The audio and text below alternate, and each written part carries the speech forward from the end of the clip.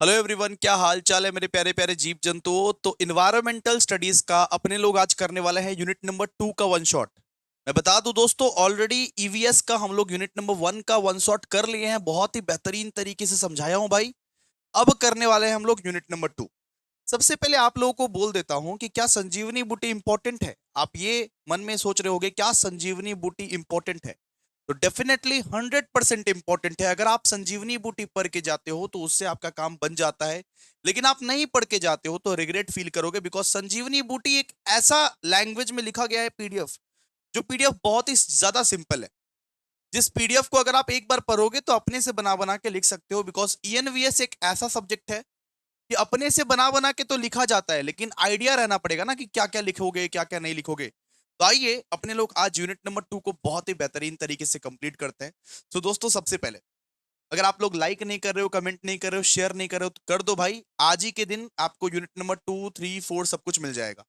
और इंग्लिश के भी बहुत सारे चैप्टर्स के वन शॉट आज ही के दिन आप लोगों को मिलेगा। तो काइंडली ये सारे वीडियोस को आप लोगों को कंप्लीट करना है। और दोस्तों, एक बार लाइक कमेंट और शेयर कर दीजिए।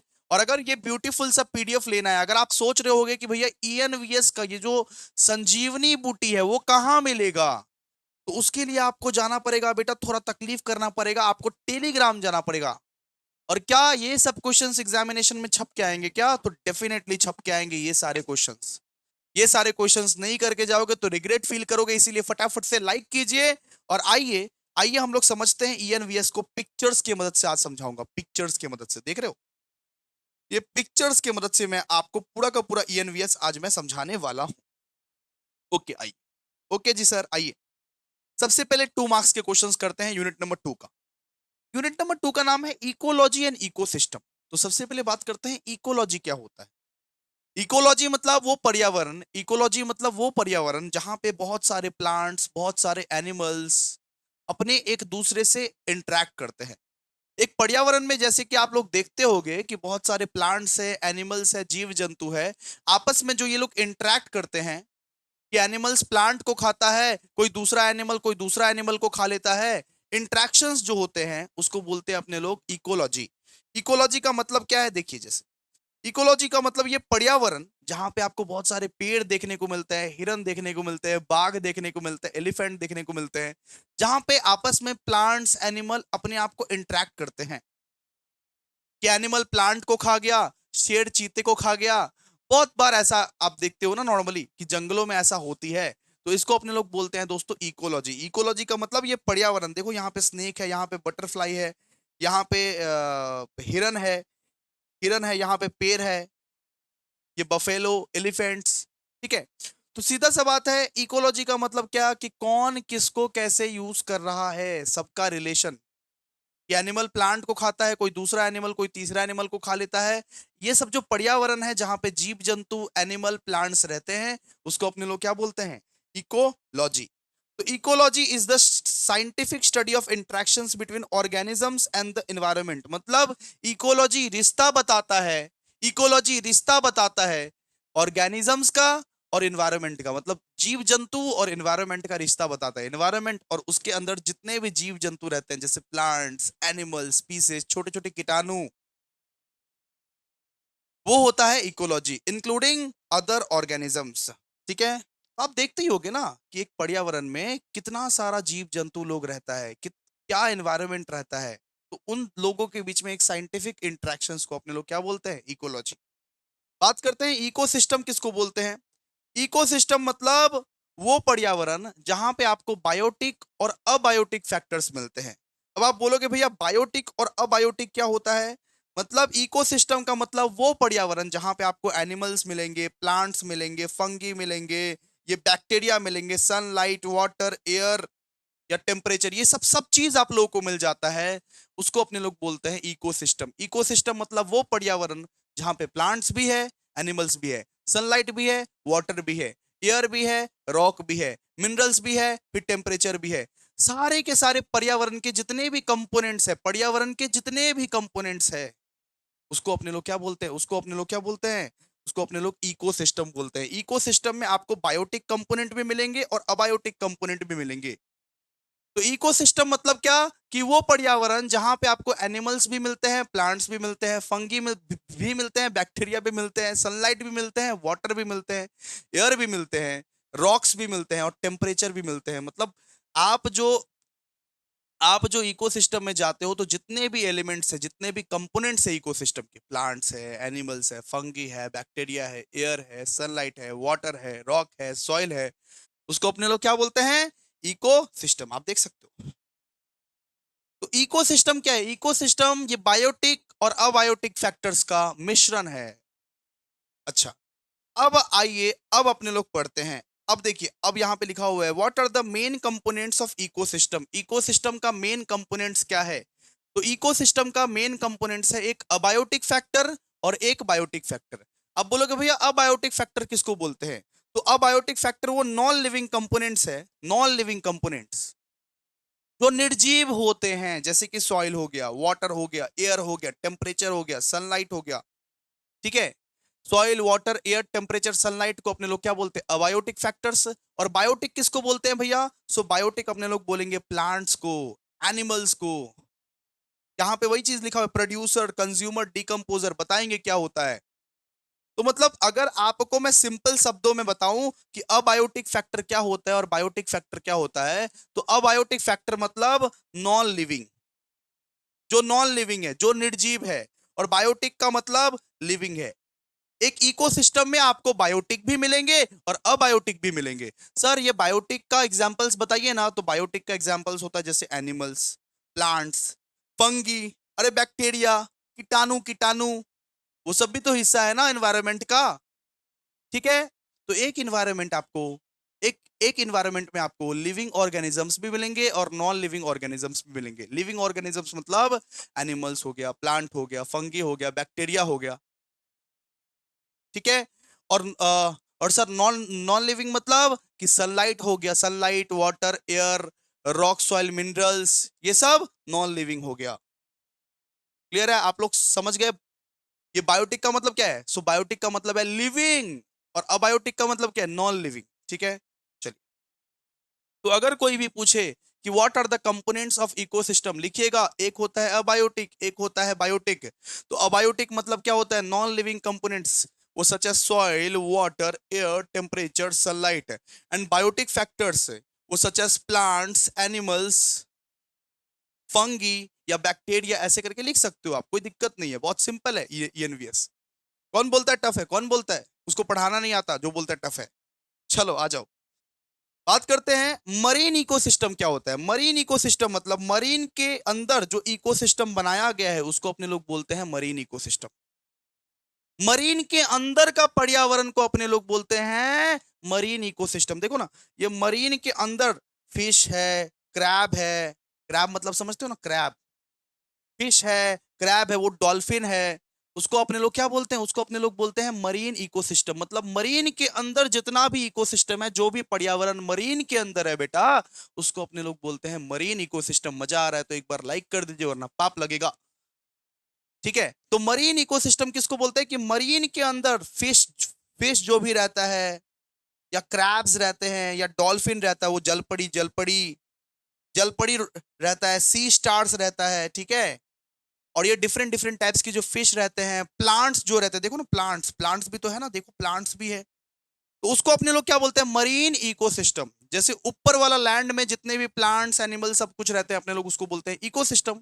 तो मरीन के अंदर जितने भी फिश रहते हैं, क्रैब रहते हैं, या डिफरेंट डिफरेंट टाइप्स के फिश, या डिफरेंट डिफरेंट टाइप्स के आपके वो डॉल्फिन्स जो रहते हैं, सी स्टार्स होते हैं, जो भी पानी के अंदर रहता है, जो भी जीव जंतु लोग पानी के अंदर रहता है या निर्जीव पानी के अंदर रहता है, उसको अपने लोग बोलते हैं मरीन इकोसिस्टम। वो पर्यावरण जो मरीन के अंदर देखने को मिलता है, वो पर्यावरण जो पानी के भीतर देखने को मिलता है, उसको बोलते हैं अपने लोग मरीन इकोसिस्टम। क्लियर है? तो मरीन, अरे यार ये गड़बड़ गड़बड़ कर दिया यहाँ पे, देखो, फूड फूड वेब का आंसर यहाँ पे दे दिया, मरीन इकोसिस्टम का आंसर यहाँ पे दे दिया। मेरे टाइपिस्ट यहाँ पे गलती कर दिया guys.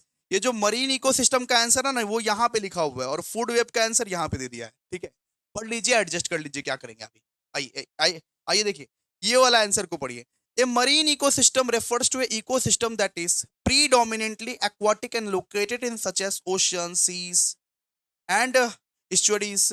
It includes a diverse range of marine organisms and habitat. तो मरीन इकोसिस्टम क्या होता है कि मरीन के अंदर जो पूरा इकोसिस्टम बना हुआ है, जिसमें फिश रहते हैं, जिसमें डॉल्फिन रहते हैं, क्रैब्स रहते हैं, उसको अपने लोग क्या बोलते हैं? Marine ecosystem. क्लियर है? सबको क्लियर है कि नहीं बताइए? अभी तक सबको क्लियर है कि नहीं बताइए? सबको एक बार रिवाइज कर लेगा, सबको एक बार रिवाइज कर लेगा। ठीक है, अब बात करते हैं फूड वेब किसको बोलते हैं भैया? Food web. आइए फूड वेब को समझाता हूं। एक तो होता है बेटा फूड चेन, एक होता है फूड वेब। सुनो, हम बोलेंगे आपको इस चैप्टर में बेटा दो कंसेप्ट पढ़ना है, एक तो होता है फूड चेन, एक होता है फूड वेब। अब दोनों में बच्चे लोग बहुत ज्यादा कंफ्यूज होते हैं कि फूड चेन क्या होता है, फूड वेब क्या होता है। तो फूड चेन का मतलब क्या होता है पता है? कि जैसे मान लीजिए ट्री है, तो ट्री को डियर खाता है, डियर को लायन खाता है। ठीक है, जैसे मान लीजिए फ्लावर है, फ्लावर को स्मॉल फिशेस खाता है, और छोटी छोटी मछलियों को लार्ज फिश खा लेता है, और लार्ज फिश को बर्ड खा लेता है। मतलब इस दुनिया में, इस एनवायरनमेंट में कोई ना कोई प्राणी को कोई ना कोई खा ही लेता है। जैसे अगर मान लीजिए गाछ है, ये गाछ को डियर खाएगा और डियर को लायन खाएगा। इसको बोलते हैं अपने लोग फूड चेन। मतलब कोई ना किसी को खा ही लेता है। मान लीजिए फ्लावर है, फ्लावर को ये छोटी छोटी मछलियां खाता है, और छोटी छोटी मछलियां जो है वो उसको लार्ज फिश खाता है। एक बड़ी सी मछली वो छोटी छोटी मछली को खा लेता है, और वो जो लार्ज फिश है उसको बर्ड खा लेता है, बर्ड बर्ड खा लेता है। अगर बात करूं थर्ड वाला एग्जाम्पल का, तो फ्लावर को मान लीजिए, फ्लावर को तितली लोग खाता है, फ्लावर को तितली लोग खाता है, बटरफ्लाई लोग, तितली लोग। ठीक है, और तितली को फ्रॉग खाता है, फ्रॉग को स्नेक खाता है, स्नेक को ईगल खाता है। तो इसको बोलते हैं फूड चेन। मतलब इस एनवायरनमेंट में बहुत सारी प्राणी हैं कि कौन किसको खाता है, इस चेन को अपने लोग बोलते हैं फूड चेन। कि इस इकोसिस्टम में कौन से प्राणी किसको खाना खाता है, इसको अपने लोग क्या बोलते हैं? Food chain. जैसे एग्जांपल आप लोगों को दे दिए कि जैसे मान लीजिए कि गाछ को डियर खाता है और डियर को लायन खाता है। तो गाछ को डियर खाता है और डियर को लायन खाता है, ये भी एक फूड चेन है। दूसरा एग्जांपल, कि समुद्र के अंदर जितने भी फ्लावर्स होते हैं उसको छोटी छोटी मछलियां खाती है। छोटी छोटी मछलियां जो होते हैं ना, समुद्र के अंदर जो फ्लावर्स होते हैं उसको वो लोग खाते हैं, और उन छोटी छोटी मछलियों को लार्ज फिश खा लेती है, लार्ज फिश खा लेती है, और उन लार्ज फिश को बर्ड्स खा लेती है, उन लार्ज फिश को बर्ड्स खा लेती है, और बर्ड्स को हम लोग खा लेते हैं। मजाक, खाते हैं ना भाई, चिकन विकन और क्या है, मतलब मजाक किए, सो सॉरी। चलो आ जाओ अपना अपना। फिर देखो, फिर थर्ड वाला एग्जांपल क्या है? फ्लावर को, फिर तितली तितली खाती है फ्लावर को, मतलब जो बटरफ्लाइज जो होती है वो सबसे पहले फ्लावर खाती है।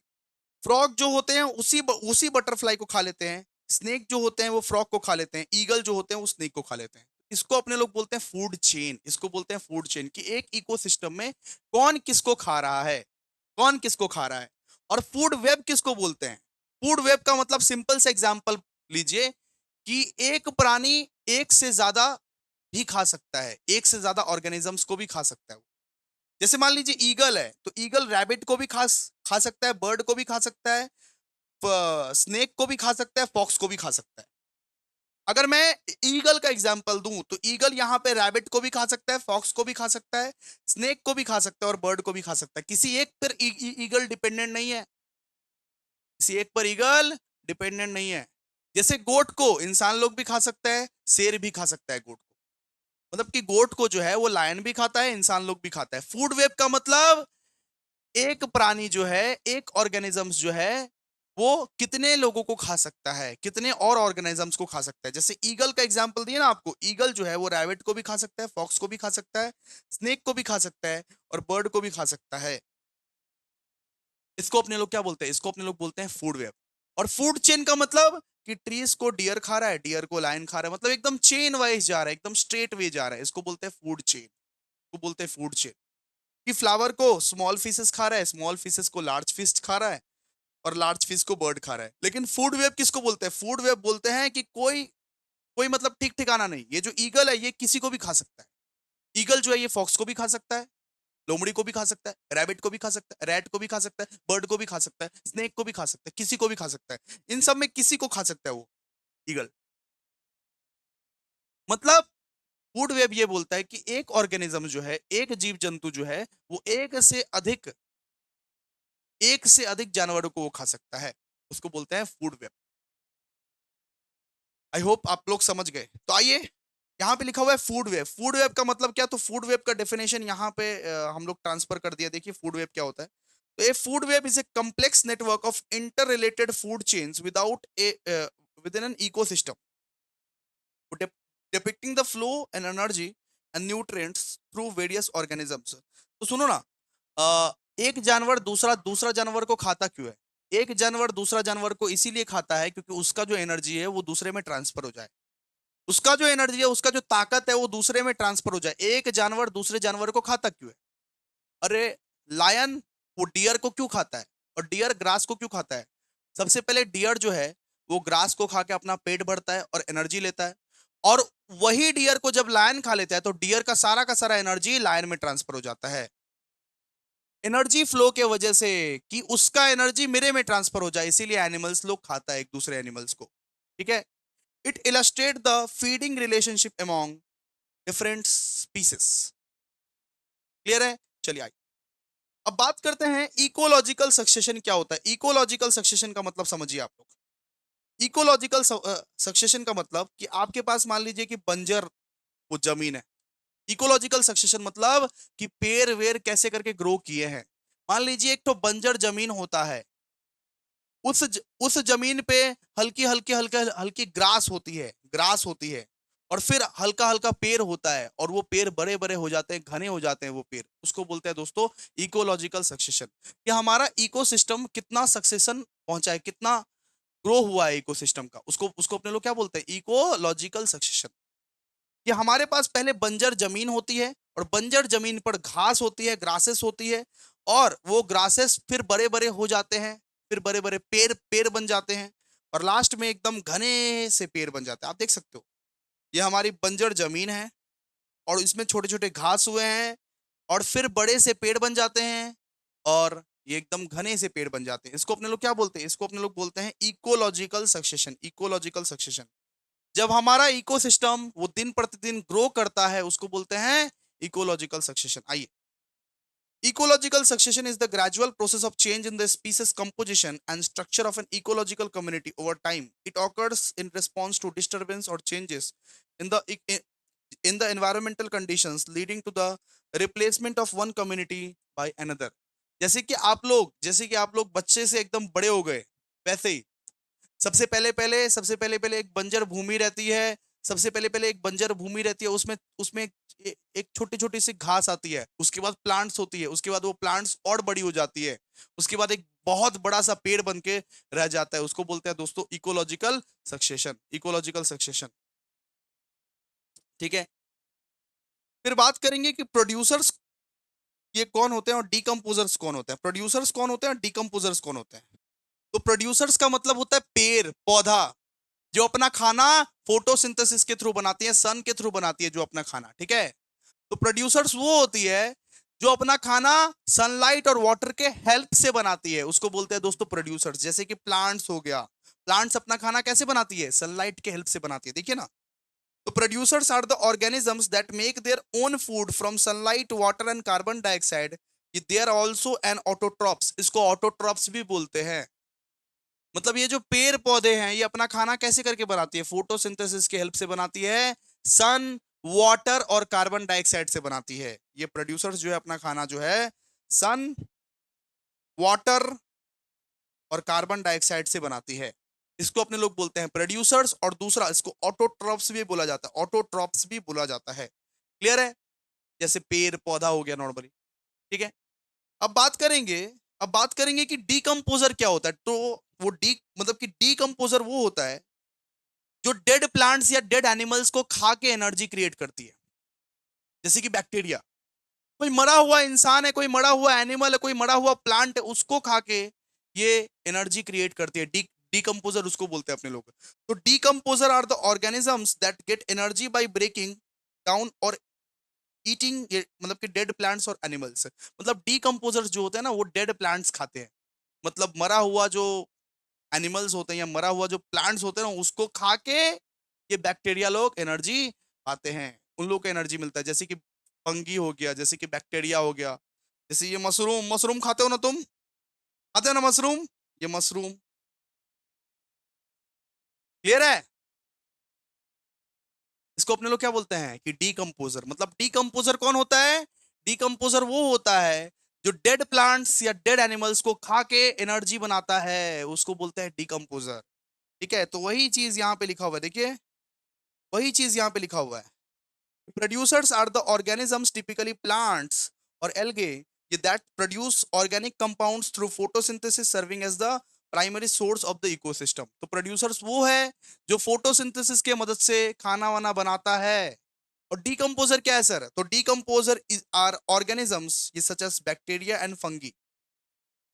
ठीक है, तो डीकम्पोजर जो है वो एक ऐसा जीव जंतु है जो बैक्टीरिया और फंगी कहलाते हैं, जो कि डेड एलिमेंट्स को खाते हैं, मतलब डेड प्लांट्स, जो मरा हुआ एनिमल है, जो मरा हुआ प्लांट्स है उसको खा के एनर्जी क्रिएट करते हैं। सिंपल सा बात है, डीकम्पोजर जो है उसको हम लोग फंगी भी बोलते हैं, बैक्टीरिया भी बोलते हैं। तो बैक्टीरिया फंगी क्या करती है ना कि डेड प्लांट्स जो होते हैं, वो डेड एनिमल्स जो होते हैं उसको खा के वो लोग एनर्जी क्रिएट करते हैं। ठीक है, फिर नंबर 8 में बोला हुआ है define aquatic ecosystem. Aquatic ecosystem, तो एक्वाटिक इकोसिस्टम मतलब क्या होता है कि पानी के अंदर का जो इकोसिस्टम होता है उसको अपने लोग एक्वाटिक इकोसिस्टम बोलते हैं। जैसे कि देखिए एक्वाटिक वाटर के अंदर जो इकोसिस्टम होता है, जैसे मछली होता है बेटा, मछली मछली मछली होता है, उसको अपने लोग क्या बोलते हैं? मछली होता है, पेड़ पौधा होता है, बहुत सारे हर्ब्स मिलते हैं। अरे पानी के अंदर बहुत सारी मछलियां होती है, पेड़ पौधा होता है, बहुत सारे हर्ब्स होता है, संजीवनी बूटी होती है, उसको अपने लोग क्या बोलते हैं? Aquatic ecosystem. कि जो एक्वाटिक वाटर के अंदर का जो इकोसिस्टम है ना उसको अपने लोग एक्वाटिक इकोसिस्टम बोलते हैं। तो an aquatic ecosystem is a community of organisms and the environment that is primarily water based. It includes fresh water ecosystem such as, इसको अपने लोग फ्रेश वाटर इकोसिस्टम्स भी बोलते हैं, जैसे कि मान लीजिए लेक है, रिवर्स है एंड वेटलैंड है। तो as well as marine ecosystem, इसको अपने लोग मरीन इकोसिस्टम भी बोलते हैं, जैसे कि आप लोगों को पढ़ाए थे मरीन इकोसिस्टम कि पानी के भीतर वाला जो इकोसिस्टम है, पानी के भीतर वाला जो इकोसिस्टम है जहां पे बहुत सारे घास उगते हैं, प्लांट्स उगते हैं, फिश रहते हैं, क्रैब्स रहते हैं, जलपरी रहती है, डॉल्फिन रहती है, उस इकोसिस्टम को, उस पर्यावरण को अपने लोग क्या बोलते हैं? Aquatic ecosystem. फिर बात करते हैं habitat. What is habitat? Habitat क्या होता है? आइए गाइस एक बार कमेंट करना पड़ेगा आपको अगर समझ में आ रहा है। हैबिटेट मतलब कि different different animals, different different species का रहने का जगह, different different animals, different different species का रहने का जगह को बोलते हैं हैबिटेट। जैसे कि मान लीजिए कि ऊंट लोग कहाँ कहाँ आपको देखने को मिलेगा? ऊंट लोग भैया डेजर्ट में। जैसे ये पोलार पोलार बियर्स आपको कहाँ देखने को मिलेगा? पोलार रीजन्स के एरिया में। पोलार बियर्स जो होते हैं वो पोलार रीजन्स के एरिया में, मतलब कि एकदम वो बर्फ वाला एरिया में पोलार बियर्स देखने को मिलता है। जैसे कि नॉर्मल ग्रास लैंड्स में आपको कौन कौन देखने को मिलेगा? लायन, टाइगर, चीता, जिराफ, आपको वो नॉर्मल नॉर्मल जंगल में मिलेगा। वेटलैंड में आपको आपको कौन कौन मिलेगा? वेटलैंड में आपको मगरमच्छ मिल सकता है। ओशंस में आपको कौन कौन मिलेगा? ओशंस में आप लोगों को डॉल्फिन मिल सकता है, देखिए ना। और जंगल में कौन कौन मिलता है? जंगल में मिलता है शेर, वो टाइगर, शेर, टाइगर, भालू, चीता, खरगोश, ये सब। हैबिटेट का मतलब क्या हो गया? हैबिटेट का मतलब कि जीव जंतुओं का रहने का जगह, अलग अलग जीव जंतुओं, अलग अलग स्पीसीज का रहने का जगह है। जैसे कि आप लोग मेरे प्यारे प्यारे जीव जंतुओं, आप लोग घर में रहते हो। आप लोग आप लोग भी तो एक नमूने ही हो। आप लोग भी तो एक नमूने ही हो।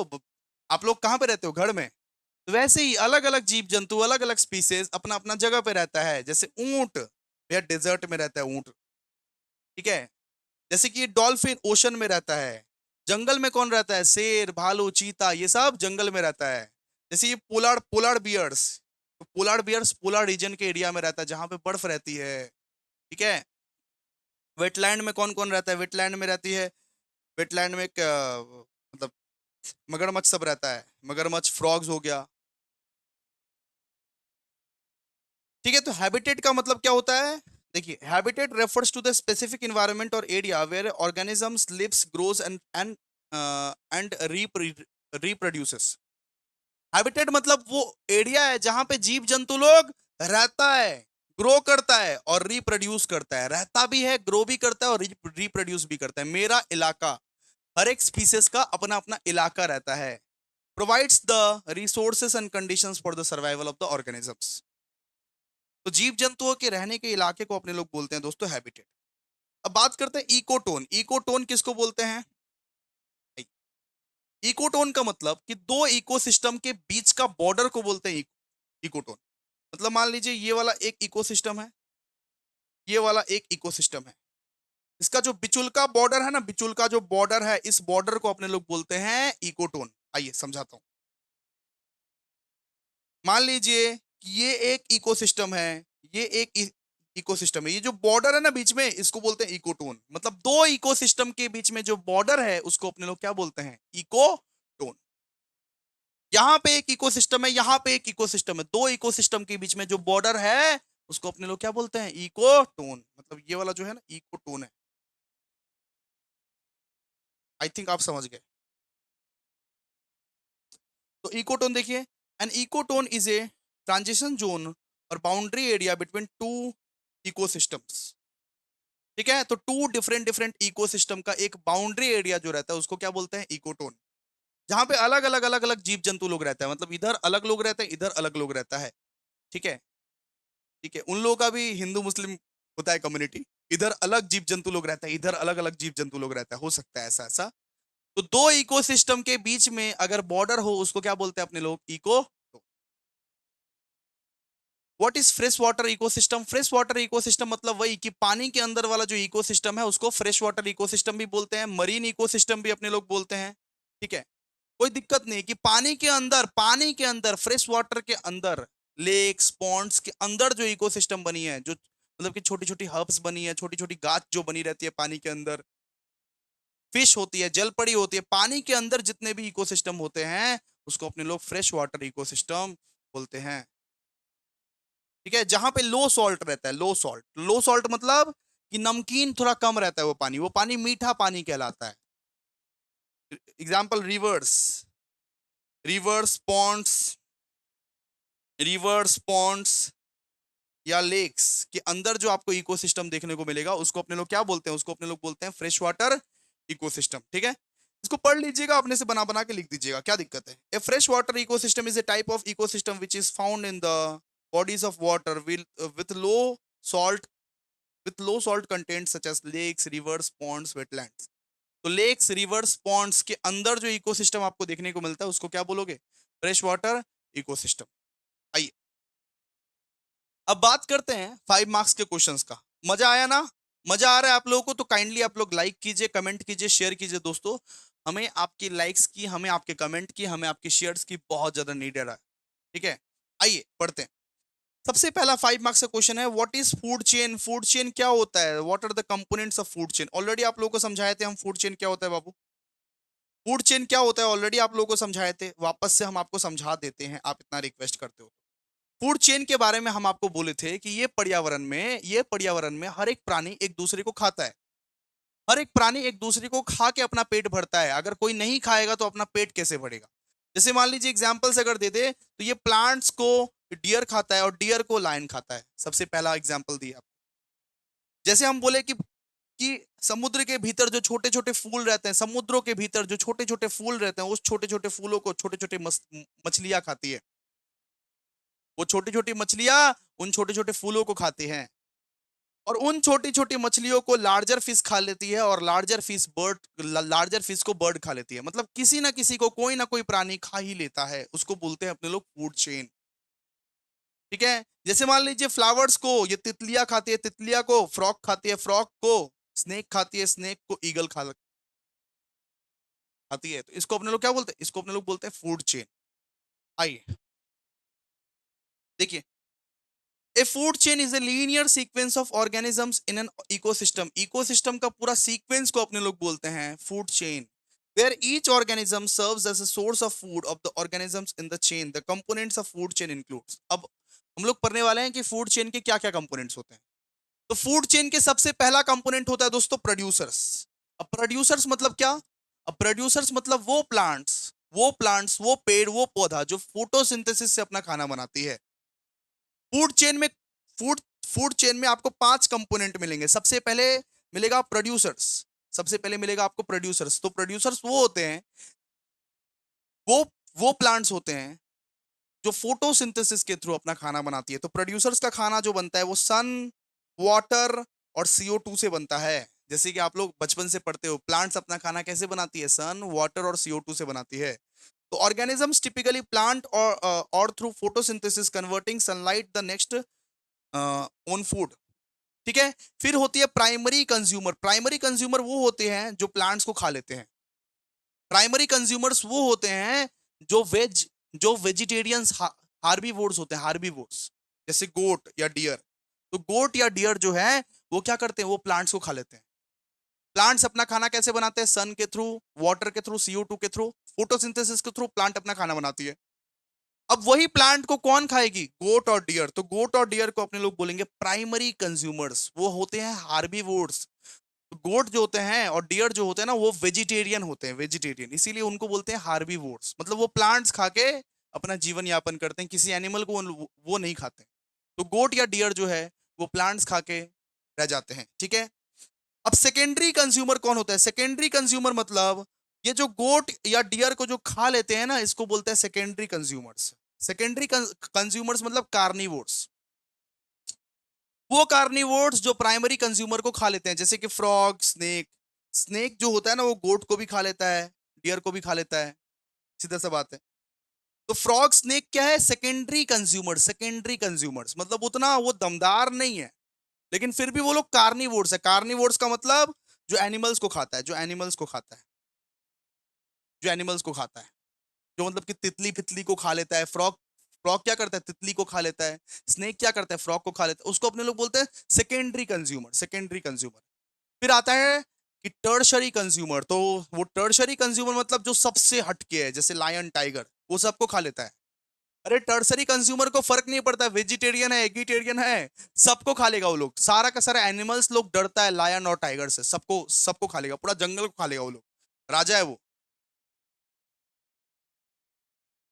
तो वो टर्सरी कंज्यूमर्स जो होते हैं मतलब कौन होते हैं? लायन या टाइगर, जो सबको खा लेते हैं। ठीक है। फिर आता है वो डीकंपोजर। अब डीकंपोजर तो भाई हटके लेवल का है, अलग ही लेवल का बंदा है डीकंपोजर। अब डीकंपोजर मतलब कि बैक्टीरिया, फंगी, जो डेड प्लांट्स या डेड एनिमल्स को, मरा हुआ प्लांट या मरा हुआ एनिमल्स को खाते हैं। आप देखोगे मर जाता है ना, आप देखोगे बहुत सारे एनिमल्स लोग मर जाता है, बहुत सारे प्लांट्स लोग मर जाता है, उसके उसके अगवाड़े पिछवाड़े में ना लगी होती है, एकदम एकदम लड़ी लगी होती है चींटियों की या बैक्टीरिया की लगी। उसको अपने लोग बोलते हैं डीकंपोजर। मतलब डीकंपोजर जो होते हैं वो ऐसे बैक्टीरिया होते हैं या ऐसे फंगी होते हैं जो डेड ऑर्गेनिक मैटर को खाते हैं, जो डेड प्लांट्स को खा के अपना एनर्जी बनाते हैं। क्लियर है? क्लियर है? तो व्हाट इज फूड चेन? अगर कोई आपको समझाने बोलेगा, बोलिएगा ए food chain is a linear sequence of organisms in an ecosystem. मतलब सीक्वेंस, कौन सा सीक्वेंस में ऑर्गेनिजम्स को खाया जाता है, कौन किसको खाता है, ये चीज बताती है फूड चेन। और फिर हमने बात किया what are the components of food chain. तो कंपोनेंट्स क्या है? सबसे पहले है प्रोड्यूसर। तो मतलब कि प्रोड्यूसर मतलब हो गया प्लांट्स जो सनलाइट के हेल्प से अपना खाना बनाती है। उस प्लांट्स को खाती है प्राइमरी कंज्यूमर, जैसे कि गोट और डियर उस प्लांट को खा लेती है। फिर होता है सेकेंडरी कंज्यूमर मतलब फ्रॉग या स्नेक्स, जो कार्निवोर होते हैं, जो एनिमल्स को खा लेते हैं। ठीक है। फिर अपने लोग पढ़े कि टर्सरी कंज्यूमर। अब टर्सरी कंज्यूमर मतलब होता है लायन या टाइगर, जो सबको खा लेते हैं, सारा का सारा एनिमल्स को खा लेते हैं। फिर होता है डीकंपोजर। अब डीकंपोजर ना यह डेड ऑर्गेनिक मैटर को खाता है, डेड ऑर्गेनिक मैटर को, मतलब मरा हुआ प्लांट्स, मरा हुआ एनिमल्स को खा के एनर्जी जनरेट करता है डीकंपोजर। क्लियर है आपको? आई थिंक बहुत अच्छे से समझ में आ गया होगा। तो दोस्तों यहां पे वही चीज लिखा हुआ है कि डिफाइन प्रोड्यूसर्स, डिफाइन डीकंपोजर और डिफाइन कंज्यूमर्स। क्लियर है? तो आप लोग पढ़ लीजिएगा, इसको अच्छे से पढ़ लीजिएगा। देखिए वापस से एक बार रिवाइज करा दे रहा हूं। आप तो पढ़ोगे नहीं, रिवाइज करा दे रहा हूं। ठीक है। आप फिर ये मत बोलिएगा भैया बार बार रिपीट करो एक ही बात।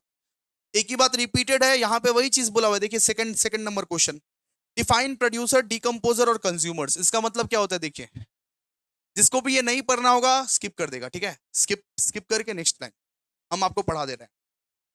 यहाँ पे देखिए, यहाँ पे सबसे पहले क्या बोला है कि प्रोड्यूसर्स एक जीव जंतु होते हैं। ऑर्गेनिजम्स का मतलब जीव जंतु, जैसे आप लोग हमारे जीव जंतु हो, तो प्रोड्यूसर्स एक ऑर्गेनिजम्स होता है, जैसे कि प्लांट हो गया, एल्गे होता है।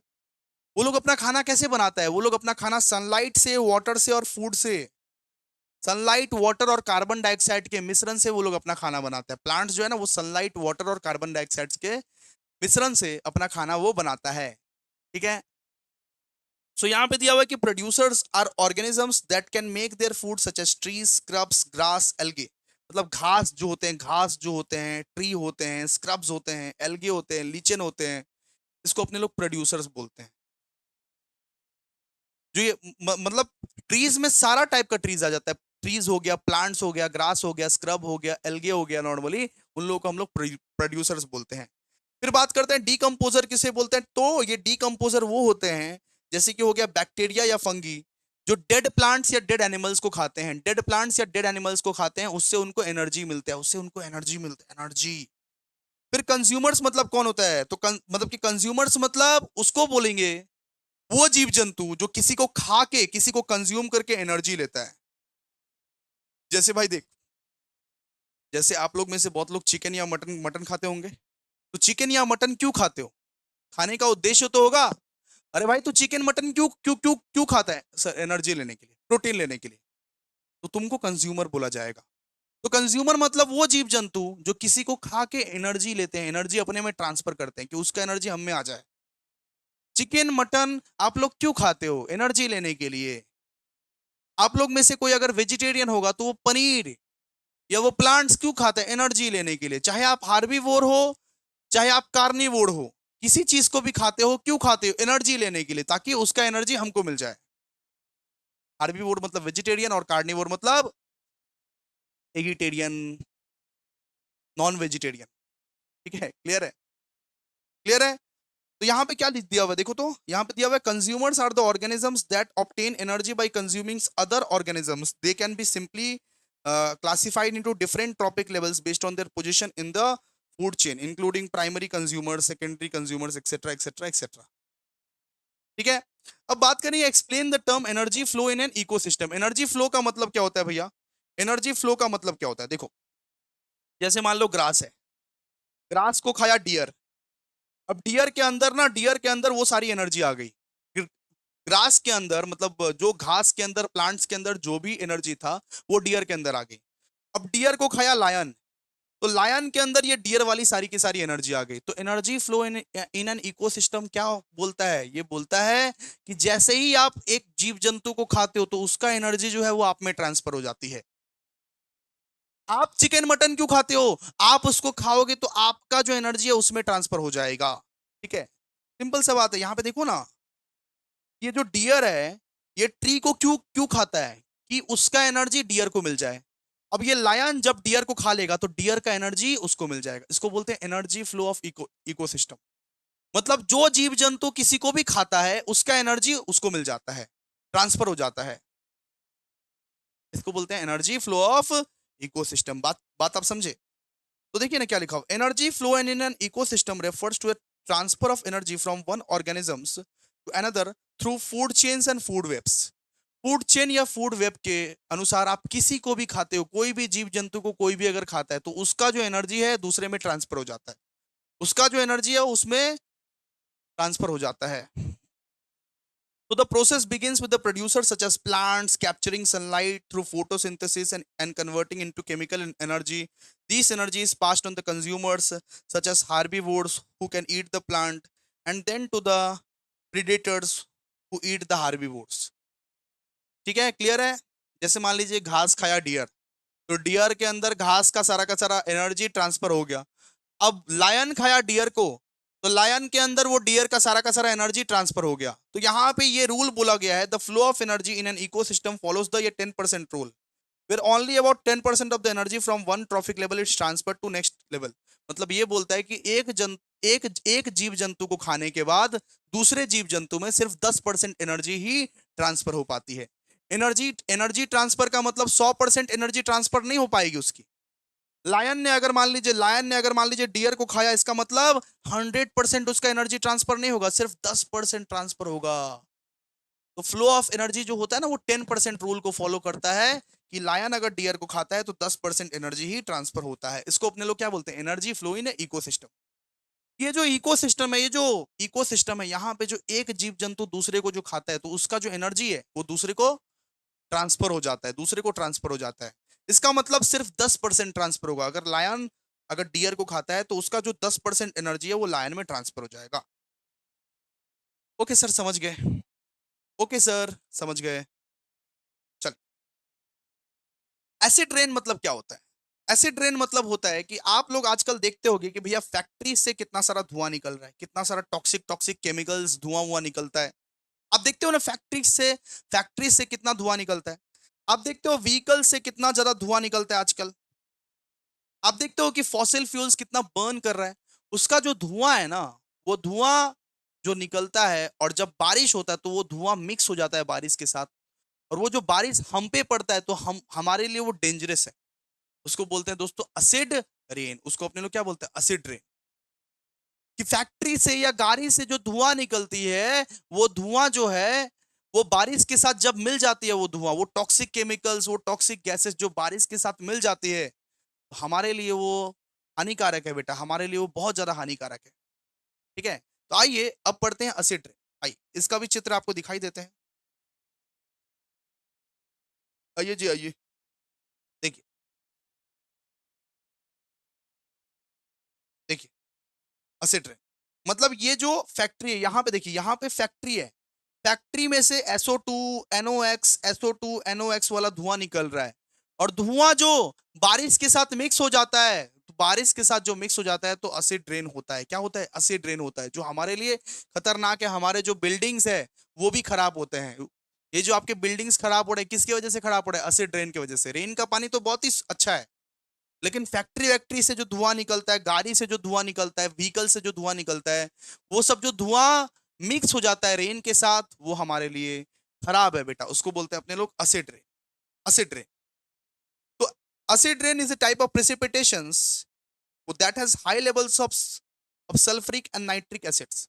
तो एसिड रेन वो है जहां पे SO2 और NO2, मतलब सल्फ्यूरिक एसिड और नाइट्रिक एसिड जाके जाके मिल जाता है। फैक्ट्री से जो धुआं निकलता है ना, वो जाके मिल जाता है बारिश में।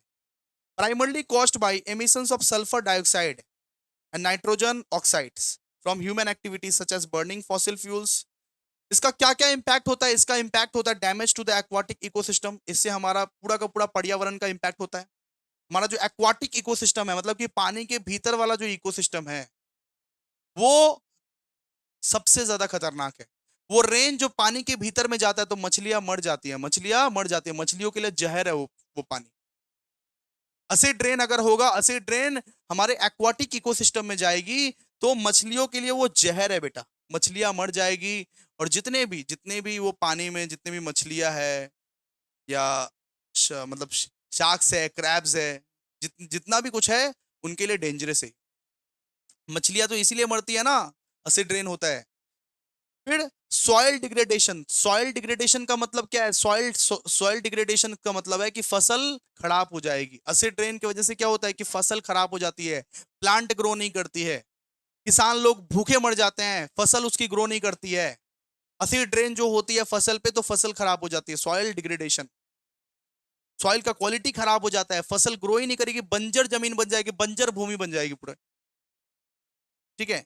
फिर इम्पैक्ट ऑफ वेजिटेशन, आइए एक मिनट, एक मिनट। हाँ,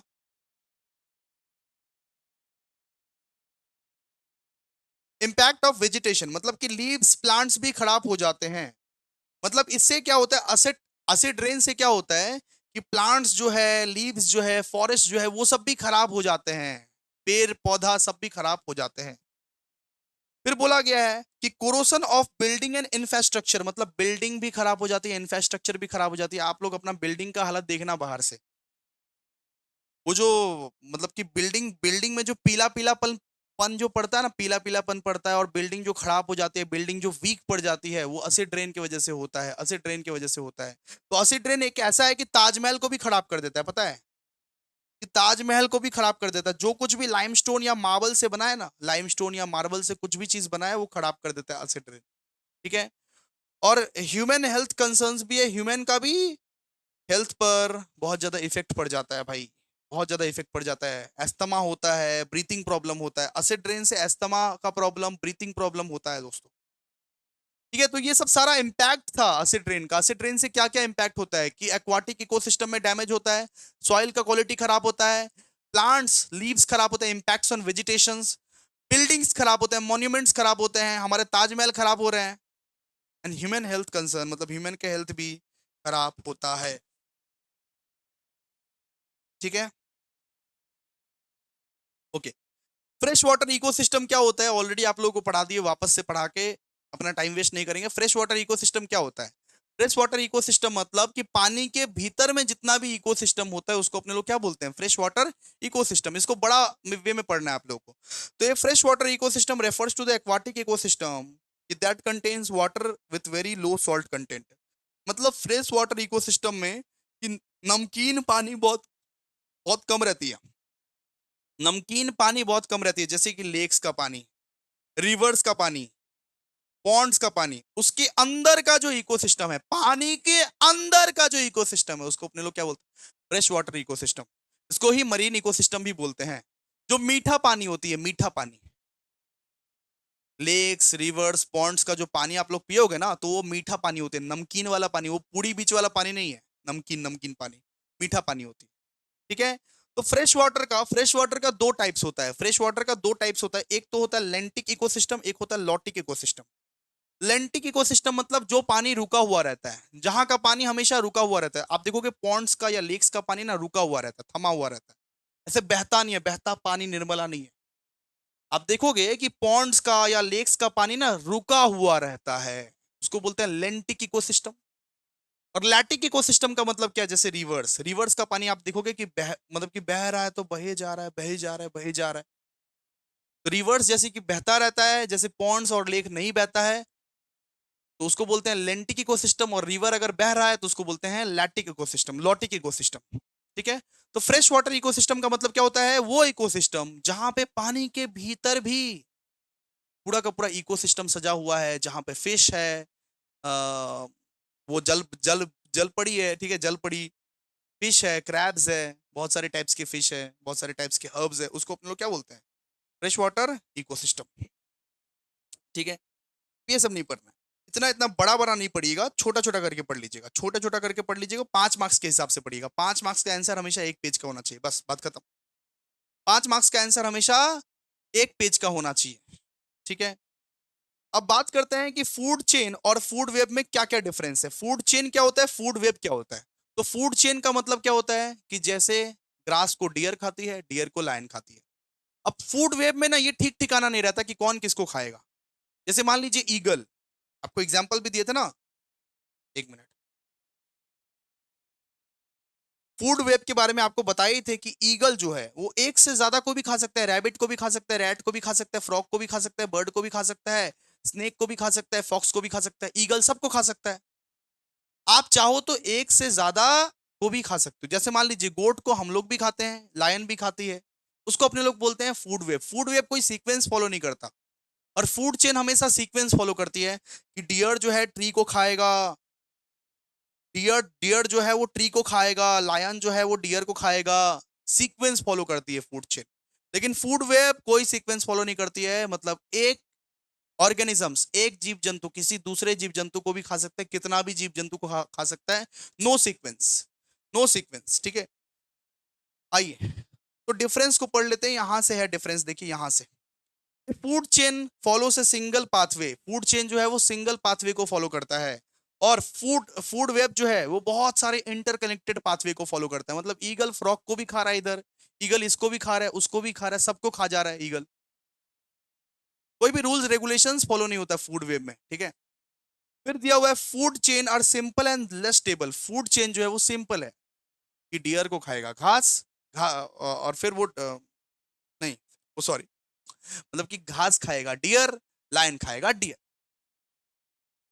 ठीक है। क्लियर है? फूड वेब जो है वो सिंपल होता है बेटा, सिंपल। देखो ना कितना सिंपल है food web, food chain sorry, food chain.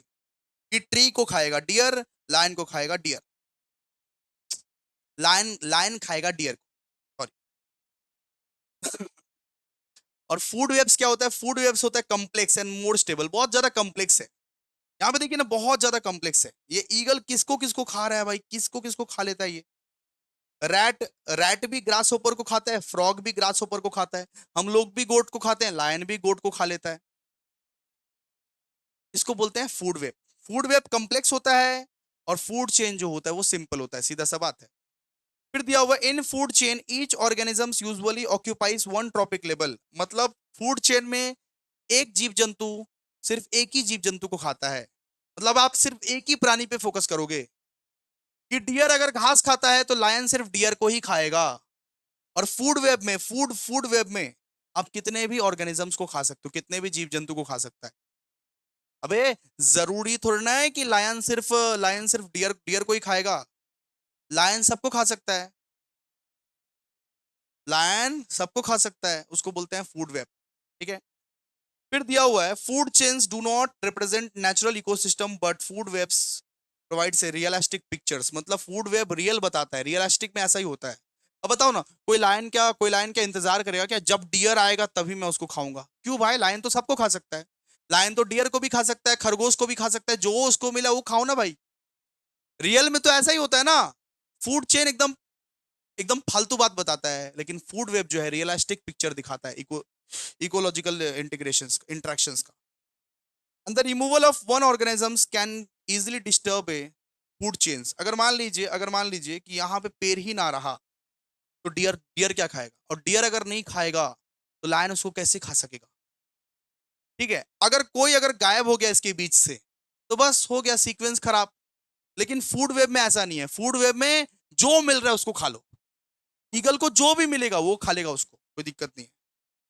उसको उसको वो पकड़ के लेके चला जाएगा। ठीक है। तो ये डिफरेंस आप लोग पढ़ लीजिएगा, फूड वेब और फूड चेन का, सीधा सा बात है। ठीक है। अब ये बात करते हैं, ये उतना ज्यादा इंपॉर्टेंट नहीं है, बस हम समझा देते हैं ऊपर ऊपर से कि डिट्रियस फूड चेन क्या है।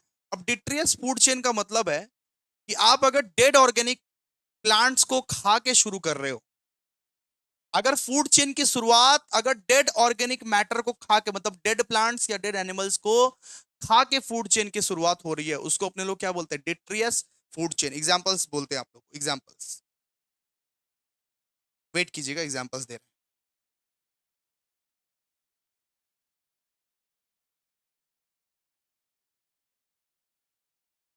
आइए यहां पे आप ध्यान दीजिए, सुनिए। हम क्या बोले कि डिट्रियस फूड चेन किसको बोलते हैं? कि मतलब डेड प्लांट्स या डेड एनिमल्स को खा के अगर फूड चेन की शुरुआत होती है उसको बोलते हैं अपने लोग डिट्रियस फूड चेन। उसको अपने लोग क्या बोलते हैं? डिट्रियस फूड चेन, या उसको हम लोग डिट्रीवोर्स भी बोलते हैं। सुनो एग्जांपल्स, जैसे आप लोग देखोगे कि बैक्टीरिया जो है वो खाती है डेड लीव्स, अर्थवर्म खाती है बैक्टीरिया को, स्नेक खा लेता है अर्थवर्म को। इसको अपने लोग बोलते हैं detritus food chain, डिट्रियस food chain. ठीक है। आप देखोगे, यहां पे ध्यान दो, यहां पे आप देखोगे कि बैक्टीरिया जो खाता है वो डेड लीव्स खाता है, मतलब कि ये जो बैक्टीरियाज होते हैं वो डेड लीव्स मतलब कि मरा हुआ प्लांट्स खाता है। वो जो फंगी होती है, या जो ये छोटे छोटे ये बैक्टीरिया जो होती है वो डेड लीव्स को खाती है। अर्थवर्म बैक्टीरिया को खाती है, स्नेक्स अर्थवर्म को खाती है। तो कहां से स्टार्ट हुआ food chain? Food chain start हुआ डेड लीव से स्टार्ट हुआ। मतलब डीकम्पोजर से अगर फूड चेन स्टार्ट होती है तो उसको बोलते हैं हम लोग कि डिट्रियस फूड चेन। अगर डीकम्पोजर से फूड चेन स्टार्ट होती है तो उसको अपने लोग क्या बोलते हैं? Detritus food chain. तो ये detritus food chain is a type of food chain that begins with dead organic matter instead of living plants. मतलब लिविंग प्लांट्स को लोग नहीं खाते हैं, वो लोग ये डेड ऑर्गेनिक मैटर को खा के फूड चेन को स्टार्ट करते हैं। It refers to it refers to वो डेड लीव्स या एनिमल्स रिमेन्स, डिकम्पोज्ड प्लांट्स, या मतलब कि मरा हुआ प्लांट्स या मरा हुआ एनिमल्स को खा के फूड चेन की जब शुरुआत होती है उसको अपने लोग क्या बोलते हैं? उसको अपने लोग बोलते हैं डिट्रियस फूड चेन। एग्जाम्पल्स यही वाला दे दीजिएगा जो हम लोग अभी दिए एग्जाम्पल्स। जो ये वाला एग्जाम्पल्स दिए ना, इसका आप स्क्रीनशॉट ले लीजिए कि डेड लीफ को खाती है बैक्टीरिया, बैक्टीरिया को खाती है अर्थवर्म, अर्थवर्म को खाती है स्नेक्स। ये एग्जाम्पल सबसे सटीक एग्जाम्पल्स है। यहां से यहां तक पढ़ लीजिएगा, बात खत्म आपका। In a food chain energy originate from decomposing organic matter, microorganisms such as ये bacteria and fungi first break down dead material into simpler substances. सबसे पहले पहले बैक्टीरिया या फंगी जो है वो पहले खाते हैं डेड एनिमल्स को, उसके बाद अर्थवर्म उन लोगों को खा लेती है, उसके बाद स्नेक उन लोगों को अर्थ स्नेक अर्थवर्म को खा लेती है, स्नेक अर्थवर्म को खा लेती है। और जो एग्जांपल्स दिए थे ये वाला सीक्वेंस मत लिखिएगा, ये वाला सीक्वेंस मत लिखिएगा, जो एग्जांपल्स दिए थे ये वाला सीक्वेंस लिख दीजिएगा कि डेड लीव्स को खाती है बैक्टीरिया, अर्थवर्म खाती है बैक्टीरिया को, और स्नेक खाता है अर्थवर्म को, सीधा सा बात है। ये एग्जांपल्स लिख दीजिएगा। अब डिट्रीवोर्स क्या होता है? अब नेक्स्ट बात है कि भैया डिट्रीवोर्स किसको बोलते हैं?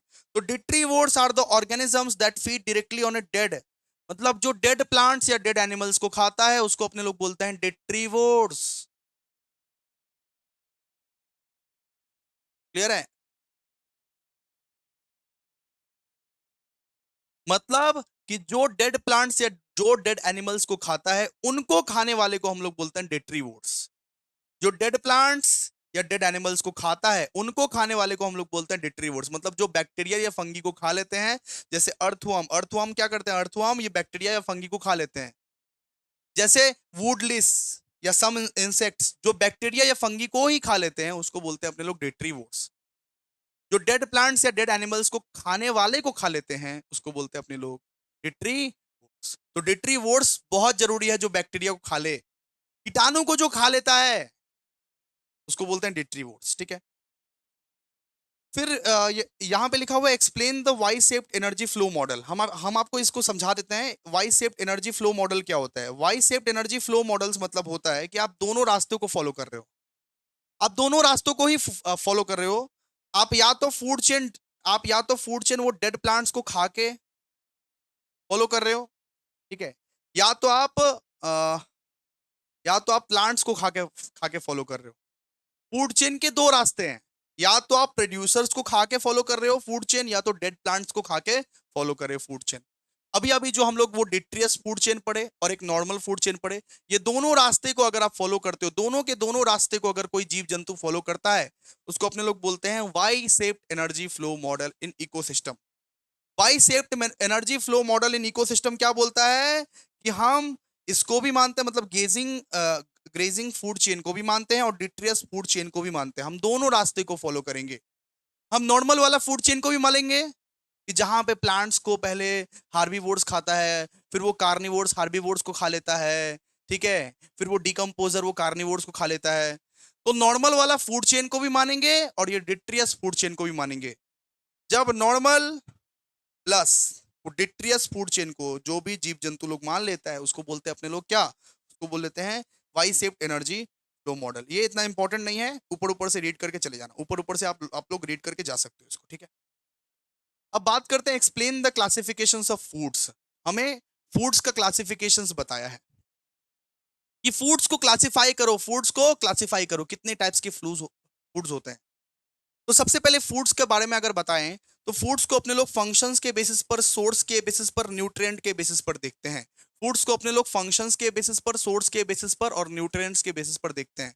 अगर हम लोग फंक्शंस के बेसिस पर बात करें तो कुछ फूड्स ऐसे होते हैं जो आपको एनर्जी देती है, कुछ फूड्स, कुछ खाने ऐसे होते हैं जो आपको एनर्जी देती है, जैसे rice, wheat, sugar, potato, oil.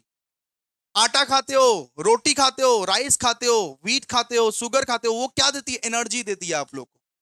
Classification based on functions. कुछ फूड्स ऐसे होते हैं जो आपको एनर्जी देती है। फिर एक फूड ऐसा होता है जो बॉडी बनाने में काम आता है, मतलब कि बॉडी वॉडी उससे ही तुम्हारा बनेगा, ठीक है। मतलब कुछ फूड्स ऐसा होता है जो एनर्जी देता है, कुछ फूड्स ऐसा होता है जो बॉडी बिल्डिंग में काम आता है, जैसे कि मिल्क, मीट, फिश, नट। अगर आप अपना बॉडी वॉडी बनाना चाहते हो तो मिल्क खाओ, नट्स खाओ, एग्स खाओ, मीट खाओ, फिश खाओ। और एक होता है प्रोटेक्टिव फूड। प्रोटेक्टिव मतलब कि प्रोटेक्टिव फूड मतलब जो आपको प्रोटेक्ट करके रखता है, रक्षा करके रखता है। फ्रूट्स खाने से, वेजिटेबल्स खाने से आप हमेशा प्रोटेक्टेड फील रहते हो, आपको कोई बीमारी नहीं होती है, ठीक है। तो अगर क्लासिफिकेशन ये बेस्ड ऑन फंक्शंस करे, अगर फूड्स का क्लासिफिकेशन फंक्शन के बेसिस पर करे, तो एक तो होता है एनर्जी गिविंग फूड, एक होता है बॉडी बिल्डिंग फूड, एक होता है protective food. Energy giving food का मतलब क्या होता है? Rice, wheat, sugar, potatoes, oils जो आपको एनर्जी देती है। बॉडी बिल्डिंग फूड्स का मतलब क्या होता है? जिससे बॉडी बनाने में हेल्प होती है आपका, जैसे milk, egg, meat, fish, nuts. And एक होता है प्रोडक्टिव फूड्स। तो प्रोडक्टिव फूड्स का मतलब वो फ्रूट्स, वो वेजिटेबल्स जिससे आप लोगों को कभी भी कोई बीमारी नहीं होगी। एन एप्पल ए डे, एक एप्पल खाने से आपको डॉक्टर कभी दिखाना नहीं पड़ेगा। ठीक है। फिर classification based on source. Classification based on source, foods का क्लासिफिकेशन सोर्स के बेसिस पर भी होता है। एक तो होता है प्लांट बेस्ड फूड्स, एक होता है एनिमल बेस्ड फूड्स। बहुत लोग मुर्गा खाते हैं, बहुत लोग चिकन खाते हैं, मटन खाते हैं, या नॉन वेजिटेरियन होते हैं, तो उसको बोलते हैं अपने लोग एनिमल बेस्ड फूड्स खाते हो आप लोग। और अगर आप प्लांट बेस्ड फूड्स खाते हो, मतलब आप साग खाते हो, सब्जी खाते हो, नट्स खाते हो, उसको बोलते हैं प्लांट बेस्ड फूड्स। ठीक है। फिर फूड्स न्यूट्रिएंट्स के हिसाब से भी होता है कि कार्बोहाइड्रेट बेस्ड फूड्स हम खाएंगे भैया, कार्बोहाइड्रेट बेस्ड।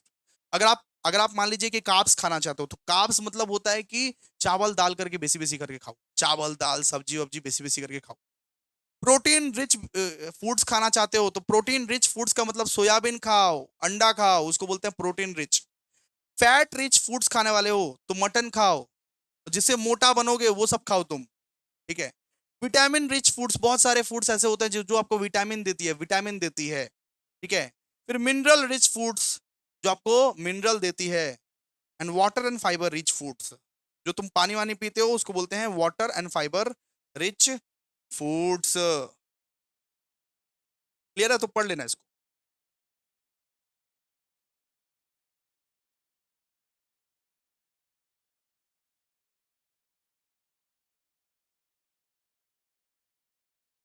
आइए, अब अपने लोग पढ़ेंगे इकोलॉजिकल पिरामिड। इंपॉर्टेंट नहीं है, फिर भी आप पढ़ के रखिए इकोलॉजिकल पिरामिड। इकोलॉजिकल पिरामिड का मतलब क्या होता है? An ecological pyramid is a graphical representation that shows the relationship between different trophic level of an ecosystem in terms of number, biomass and energy। मतलब सीधा सा बात है कि अपना जो इकोसिस्टम है उसको नंबर के हिसाब से या बायोमास के हिसाब से या एनर्जी के हिसाब से, पिरामिड के हिसाब से किस तरीके से डिस्ट्रीब्यूट करे। अपना जो इकोसिस्टम है, अपना जो पर्यावरण है, उसको नंबर के हिसाब से या बायोमास के हिसाब से या एनर्जी के हिसाब से किस तरीके से डिस्ट्रीब्यूट करे। तो सबसे पहले आपको बता दूं, इकोलॉजिकल पिरामिड्स के तीन टाइप्स होते हैं। इकोलॉजिकल पिरामिड्स के कितने टाइप्स? तीन टाइप्स। इकोलॉजिकल पिरामिड्स के तीन टाइप्स होते हैं। एक तो होता है पिरामिड्स ऑफ नंबर्स। अब पिरामिड्स ऑफ नंबर का मतलब क्या होता है कि इस इस इकोसिस्टम में कितना जीव जंतु लोग हैं, इसको अगर आप गिनते हो, इसको बोलते हैं पिरामिड्स ऑफ नंबर्स। कि इस पूरे इकोसिस्टम में कितना जीव जंतु है, कितना ऑर्गेनिजम्स है, इसको बोलते हैं पिरामिड्स ऑफ नंबर्स। ठीक है। फिर एक होता है कि पिरामिड्स ऑफ, मतलब कि बायोमास, कि ऑर्गेनिजम्स का वेट कितना है। अरे वेट कितना ऑर्गेनिजम्स का, हर एक ऑर्गेनिजम्स का वेट कितना है, अगर आप ये देखते हो, उसको बोलते हैं पिरामिड्स ऑफ बायोमास। और फिर अपने लोग बात करते हैं पिरामिड्स ऑफ एनर्जी, मतलब कि ऑर्गेनिजम्स का एनर्जी कितना है, एनर्जी कितना है। तो बेटा आप लोग बस सिंपल से याद रखना कि इकोलॉजिकल पिरामिड्स का मतलब क्या होता है।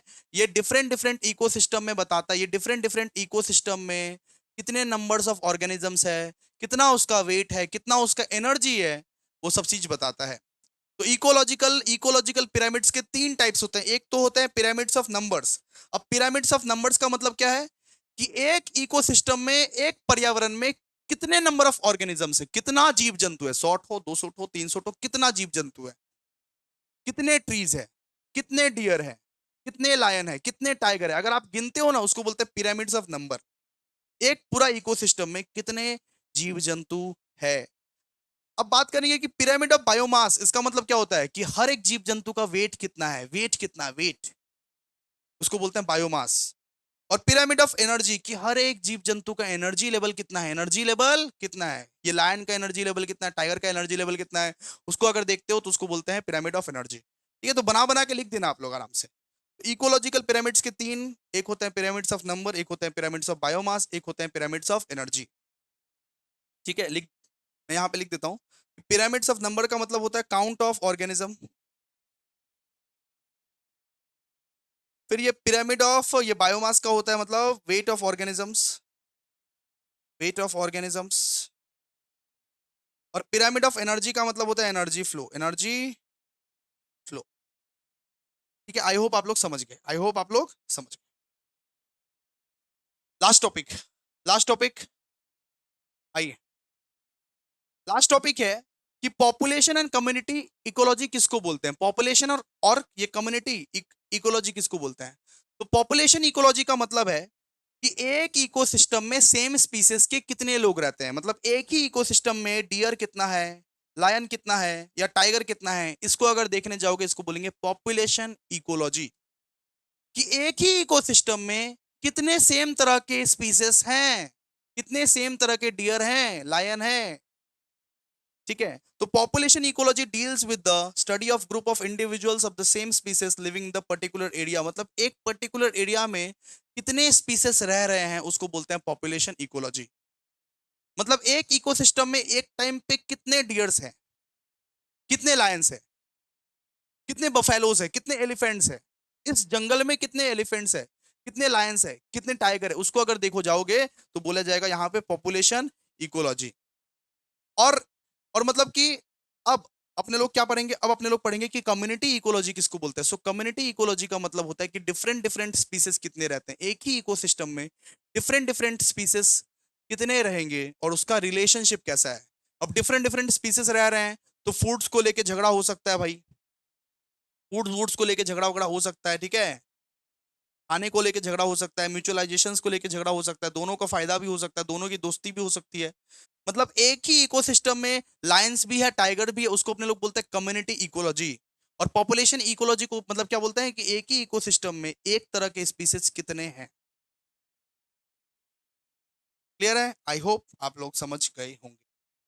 So community ecology studies different populations of various species living together or interacting within the same habitat. A community includes plants, animal, microorganisms and their relationships such as competition, predations, mutualizations and symbiosis. मतलब उन लोगों के बीच में भैया, उन लोगों के बीच में भैया वो कंपटीशन भी होता है, कंपटीशन भी होता है कि खाना पर हक किसका, लायन खाएगा ना टाइगर खाएगा, कौन कौन खाएगा, जो जीतेगा वो खाएगा, ठीक है। और टॉर्चर भी करता रहता है, एक एक एनिमल दूसरे एनिमल को टॉर्चर भी करता रहता है, और कभी कभी दोस्ती भी हो जाती है, शेर की चीते से दोस्ती हो गई, ऐसा भी होता है, म्यूचुअलाइजेशन उसको बोलते हैं, ठीक है। और सिम्बायोसिस का मतलब उन लोगों में सिमिलैरिटी क्या क्या है, सिमिलैरिटी क्या क्या है, उन सारे जीव जंतुओं में सिमिलैरिटी क्या क्या है। तो सिंपल सा बात है, पॉपुलेशन इकोलॉजी किसको बोलते हैं, जहां पे एक ही टाइप के जीव जंतु कितना है, एक इकोसिस्टम में एक ही टाइप का जीव जंतु कितना है, मतलब कि डियर कितना है, लायन कितना है या टाइगर कितना है। और कम्युनिटी इकोलॉजी मतलब क्या, डिफरेंट डिफरेंट स्पीसीज एक जगह पे जो रहते हैं उसको बोलते हैं कम्युनिटी इकोलॉजी। उन लोगों में भैया बहुत सारा कंपटीशन भी होता है और प्रेडिएशंस भी होता है, म्यूचुअलाइजेशन भी होता है, मतलब कि म्यूचुअलाइजेशन मतलब कि दोस्ती, और सिम्बायोसिस मतलब सिमिलैरिटी, ठीक है। तो उसको पढ़ लीजिएगा, बस इतना ही इंपॉर्टेंट है, बाकी सारा का सारा चीज करवा दी। आई होप आप लोगों को बहुत अच्छा समझ में आया। थैंक यू सो मच, और लाइक कीजिएगा वीडियो को, शेयर कीजिएगा, थैंक यू।